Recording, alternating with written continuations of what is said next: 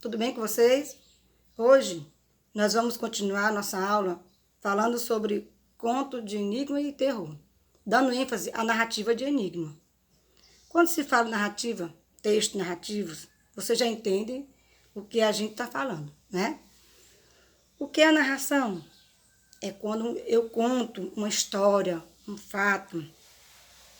Vocês viram na aula anterior todos os elementos da narrativa, não foi, gente? São eles personagens, foco narrativo, espaço, tempo e enredo. Quando falo em narrativa de enigma, é a mesma coisa que eu vou ter os 5 elementos também, mas ela vai se diferenciar na sua característica e na sua estrutura, tá bom?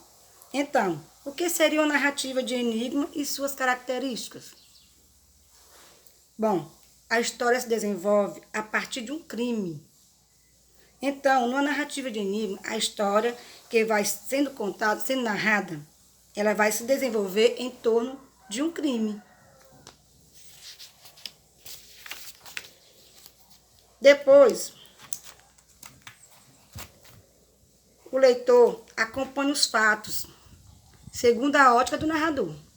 Então, o narrador, ele vai compondo a história, enquanto o leitor, ele vai acompanhando. Conforme o leitor vai acompanhando, ele vai criando na sua cabeça a visão do que poderia ter acontecido. Então, o leitor vai tentando juntar as pistas que o narrador vai colocando e vai criando aí a solução desse ninho na sua cabeça. Na narrativa de enigma, existe a presença de diálogos. É muito comum, dentro da narrativa de enigma, ter a conversa, ter o diálogo. Esse diálogo, muitas vezes, são motivados por interrogatórios, como, por exemplo, o detetive que está investigando um caso. Depois, há geralmente todos os elementos de um texto narrativo, que foi aquilo que eu falei para vocês, né, na última aula. O enredo, personagem, narrador, tempo e lugar. Isso é o comum de se encontrar numa narrativa de enigma, porque o conto é uma história em que está sendo contada. Então, para ser uma história, precisa ter os elementos básicos de uma narração. Usa-se a variedade padrão da língua, mas pode apresentar linguagem informal, fala popular ou coloquial.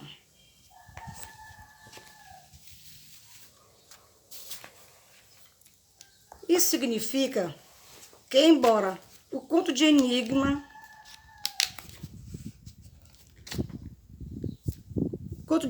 ele vem na língua padrão, como ele apresenta diálogo, como apresenta o fato sendo narrado, é comum encontrar o uso da linguagem informal, da linguagem popular ou coloquial. Neste caso, pode entrar gírias, expressões regionais e assim por diante. Quais são os personagens que aparecem no conto de enigma? Vamos lá, o primeiro é o criminoso, aquele que comete o crime. E segundo, a vítima do crime, né? A pessoa que sofre o crime, a vítima. E os possíveis suspeitos e o detetive. Então, se eu tenho um conto de enigma, esses personagens são fundamentais e precisa ter a vítima. Se eu tenho a vítima, tem que ter o criminoso, isto é, quem cometeu o crime. Se eu tenho a vítima e o criminoso, eu vou ter o suspeito de ter cometido aquele crime. E, por fim, entra o detetive. Ele irá fazer toda a investigação e descobrir quem é realmente o criminoso. O protagonista, na maioria das vezes, é quem investiga todos os fatos, na tentativa de elucidar o mistério. Então, o detetive é a pessoa que está investigando. Ele é o personagem principal.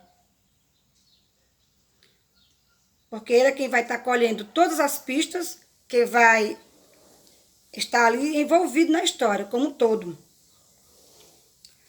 Então é isso, pessoal. Espero que vocês tenham entendido, né? Porque é uma narrativa de enigma. E para brilhantar a nossa aula, vocês vão fazer o quê agora? É com vocês.